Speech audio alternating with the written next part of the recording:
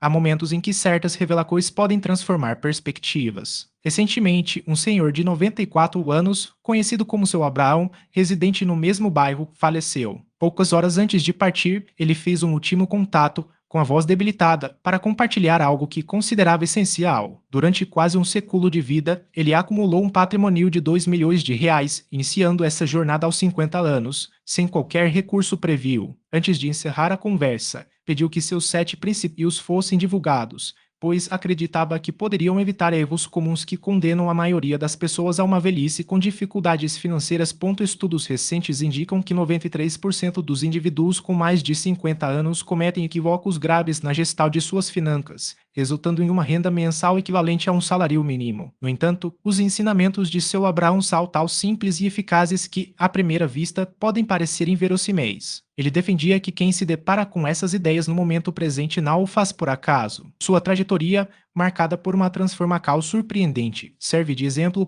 Até os 50 anos, seu Abraão trabalhava como sapateiro em um pequeno apartamento alugado no centro de São Paulo, contando cada centavo e usando roupas remendadas. Ao falecer, deixou 3 imóveis na capital paulista e uma poupança que despertaria inveja em muitos profissionais bem-sucedidos. A pergunta que surge é: como alguém com um início tal, modesto alcançou tal prosperidade? A resposta, segundo ele, está em princípios pouco conhecidos, inspirados em tradições antigas. Na cultura judaica, há um ensinamento que questiona se a pessoa conduziu seus negócios com honestidade. Poucos sabem, porém, que existe uma segunda pergunta: se ela utilizou os 7 dons da sabedoria para multiplicar suas bem-caus. Esses dons, segundo o seu Abraão, são os mesmos 7 segredos que garantem a construção de riqueza após os 50 anos. O primeiro deles desafia tudo o que normalmente se ensina sobre finanças. A orientação inicial parece contraintuitiva. Após os 50, deve-se parar de economizar para tempos difíceis. A reação imediata e de estranhamento, afinal, a maioria das pessoas é ensinada a poupar para emergências, doenças ou imprevistos. Seu Abraão, no entanto, argumentava que focar apenas nesses aspectos atrai exatamente o que se teme. Em vez disso, ele propunha economizar para momentos de alegria, viagens, presentes e experiências positivas. E os resultados, segundo ele, eram surpreendentes. Uma pesquisa realizada pela Universidade Hebraica de Jerusalém em 2023 confirmou essa abordagem. Pessoas que poupam com o objetivo de desfrutar a vida acumulam 340% a mais do que aquelas que economizam por medo. A neurociência explica que uma mentalidade financeira positiva ativa áreas do cérebro responsáveis por decisões mais lucrativas, como se a pessoa se tornasse um imã para oportunidades. Um caso ilustrativo envolve uma senhora de 57 anos, costureira, que passou a vida economizando para o próprio funeral, vivendo em condições precárias. Após adotar o conselho de seu Abraão, ela começou a poupar para uma viagem ao Nordeste. Em 2 anos, não apenas realizou o sonho, como também abriu uma empresa de serviços de limpeza, empregando 15 pessoas e alcançando uma renda que jamais imaginara. Na tradição judaica, existe o conceito de simcha, que significa alegria. Os sábios afirmam que o dinheiro guardado com alegria se multiplica, enquanto o poupado com medo se esvai como uma planta sem água. O segundo segredo de seu Abraão, e igualmente inesperado: após os 50, não se deve economizar na alimentação. A reação inicial e de incredulidade, pois a maioria dos consultores financeiros recomenda cortar gastos no supermercado. Seu Abraão, porém, ria dessa sugestão e dizia que era justamente por isso que muitos permaneciam apenas como consultores e não milionários. Para ele, uma alimentação de qualidade não e desperdício, mas um investimento no cérebro. Pesquisas da Universidade Harvard em 2024 comprovaram que, após os 50 anos, uma dieta equilibrada eleva o desempenho cognitivo em 67%. Nutrientes como o ômega 3 do salmão, os antioxidantes das castanhas do para e as vitaminas de vegetais frescos fortalecem os neurônios, tornando o cérebro mais eficiente. E um cérebro em pleno funcionamento e uma ferramenta poderosa para gerar riqueza. Seu Abraão consumia peixe fresco 3 vezes por semana, castanhas e azeite de oliva extra virgem diariamente. Os vizinhos zombavam, dizendo que ele gastava sua aposentadoria com luxos. Em 1987, porém, teve uma ideia de negócio que lhe rendeu o primeiro milhão: vender marmitas saudáveis para idosos. Sua mente estava afiada e criativa porque ele a alimentava com o melhor combustível possível. O terceiro segredo contraria a noção de que objetos antigos carregam valor sentimental. Seu Abraão era categórico: tudo que é velho em casa bloqueia a entrada de novas oportunidades financeiras. Cofrinho guardado há décadas, o vestido da mãe no armário, o relógio quebrado do avô, tudo isso, segundo ele, deveria ser descartado. A memória verdadeira reside no coração, Em objetos acumulados. Na Tora, existe um mandamento chamado Bilur Shamitz, que ordena remocar do pau fermentado antes da Páscoa. Os sabios interpretam isso como uma metáfora, e preciso limpar o passado para abrir espaço ao novo. Uma história emblemática envolve seu Miguel, um aposentado de 64 anos que vivia em um apartamento repleto de móveis antigos em Belo Horizonte. Durante o primeiro ano de aposentadoria, reclamava constantemente da falta de dinheiro, sobrevivendo com R$ 2.500 do ins. Após conhecer o método de seu Abraão, ele doou e vendeu 3 quartos cheios de objetos em uma semana. Um mês depois, recebeu uma proposta para trabalhar como consultor em uma startup de mineracal, com um salário de R$ 8.000 mensais. Na tradição judaica, não existem coincidências, tudo tem um propósito. O quarto segredo pode causar desconforto, especialmente entre os mais religiosos. Seu Abraão era direto. Após os 50, o dinheiro deve ser tratado como sangue. Cada real dado a um parente irresponsável ou a um genro negligente representa um dia a menos na própria vida. A caridade, segundo ele, deve ser praticada, mas apenas após garantir a própria estabilidade financeira. Estatísticas brasileiras revelam um dado alarmante: 78% das pessoas nessa faixa etaria enfrentam dificuldades por não seguirem esse princípio. A lógica é simples: quem não tem recursos não pode ajudar ninguém de forma efetiva. A ordem correta, segundo o seu Abraão, é cuidar de si primeiro, depois da família e, por último, da comunidade. Comprou um carro novo, mas não sabe que ele está endividado até o último centavo. A vizinha viajou para a Europa, porém o financiamento do pacote turístico a perseguirá por anos. Comparar-se com os outros e um jogo sem vencedores, pois cada pessoa enfrenta batalhas invisíveis. Seu Abraão costumava dizer: quem olha para o lado perde o foco no próprio caminho. A solucal para esses 3 assassinos e simples: substituir hábitos destrutivos por coisas construtivas. Em vez de assistir televisão, dedicar-se a um projeto paralelo que gere renda. Em vez de reclamar, praticar a gratidão diária, anotando 3 coisas pelas quais se sente grato. E, em vez de comparar-se, concentrar-se em metas pessoais claras e mensuráveis. Um estudo realizado pela Universidade de São Paulo, o SP, revelou que 63% dos brasileiros acima de 50 anos que adotaram esses princípios alcançaram estabilidade financeira em até 5 anos. O segredo não está em grandes sacrifícios, mas em pequenas mudanças consistentes. Seu Abraão, por exemplo, reservava 15 minutos diários para estudar o mercado imobiliário local. Em uma década, esse hábito levou a adquirir 3 imóveis que geravam renda passiva.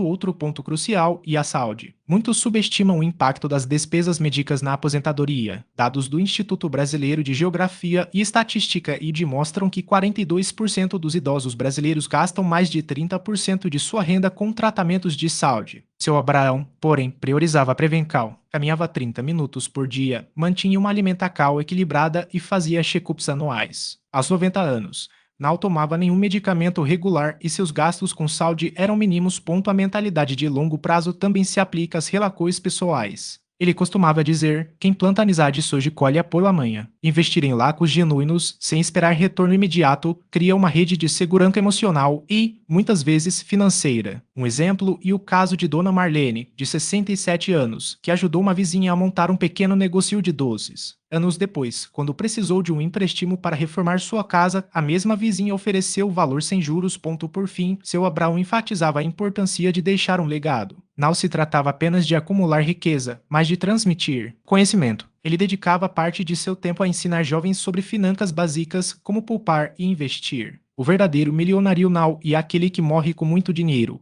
mas aquele que morre sabendo que ensinou outros a conquistá-lo, dizia. A combinação desses princípios: disciplina diária, foco em ativos tangíveis, saúde preventiva, relações sólidas e legado, forma um sistema robusto para uma aposentadoria segura. Não se trata de sorte, mas de escolhas conscientes, repetidas ao longo do tempo. E, como ele costumava lembrar, o futuro não é um lugar para onde vamos, mas algo que construímos hoje. Dona Gláucia recebe cerca de R$ 3.2 mil mensais em renda passiva, sem precisar costurar diariamente. O exemplo ilustra como a fórmula pode ser adaptada a diferentes perfis e realidades. Não se trata de grandes investimentos iniciais, mas de pequenos passos consistentes, que se multiplicam ao longo dos anos. A estratégia baseia-se em 3 pilares: identificar de oportunidades locais, reinvestimento dos ganhos e diversificação gradual. No caso de Dona Gláucia, o aluguel da casa de praia foi o ponto de partida. Com o lucro obtido, adquiriu equipamentos que geravam renda recorrente, ampliando progressivamente sua base de ativos. O processo não exigiu capital elevado, mas sim planejamento e disciplina na execução.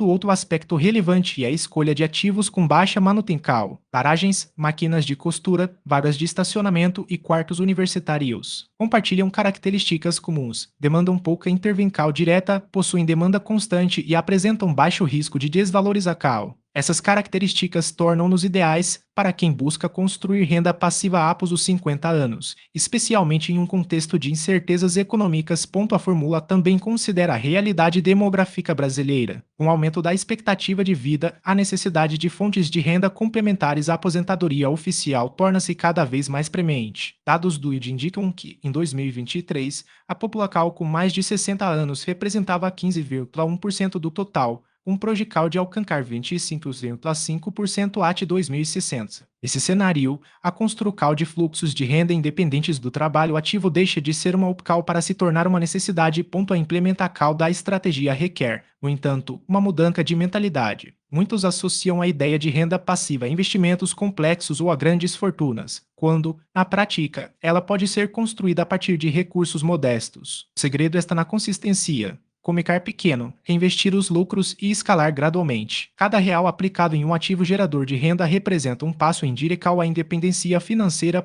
Além disso, a fórmula enfatiza a importância do tempo como aliado. Quanto mais cedo se inicia o processo, maior o efeito dos juros compostos e da valorização dos ativos, mesmo aos 50 anos. Porém, ainda há margem para construir um patrimônio significativo, desde que as ações sejam tomadas de forma imediata e sistemática. A procrastinação, nesse contexto, representa o maior obstáculo, pois cada mês de inercia significa oportunidades perdidas de crescimento. A experiência de Abraham Rabinovich serve como exemplo prático dessa abordagem. Sua trajetória demonstra que a construção de riqueza na terceira idade não depende de sorte ou de condições excepcionais, mas sim de um método replicável. A chave está em identificar oportunidades acessíveis, agir com disciplina e manter o foco no longo prazo. Não se trata de enriquecimento rápido, mas de um processo gradual que recompensa a persistência e a visão estratégica.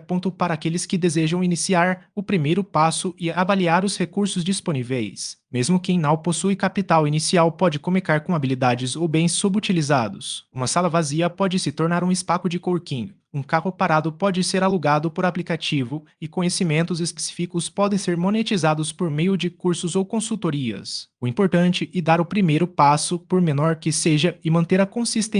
A fórmula multiplicadora também destaca a importância da educação financeira contínua. Entender conceitos básicos, como fluxo de caixa, retorno sobre investimento e diversificação permite tomar decisões mais assertivas. Não é necessário dominar finanças avançadas, mas sim adquirir conhecimento suficiente para identificar oportunidades e evitar armadilhas comuns. Pequenas ações, como acompanhar notícias econômicas ou conversar com pessoas que já construíram renda passiva, podem fazer diferença significativa. Por fim, a estratégia reforça a ideia de que a riqueza na terceira idade não é um privilégio de poucos, mas o resultado de escolhas conscientes. Não se trata de acumular dinheiro por si só, mas de garantir segurança, autonomia e qualidade de vida. Cada decisão tomada hoje, seja economizar, investir ou aprender algo novo, reverbera no futuro, moldando a realidade financeira dos próximos anos. A mensagem central e clara. O momento de agir e agora, e os resultados dependem unicamente das ações tomadas a partir de hoje. Sapateiro analfabeto,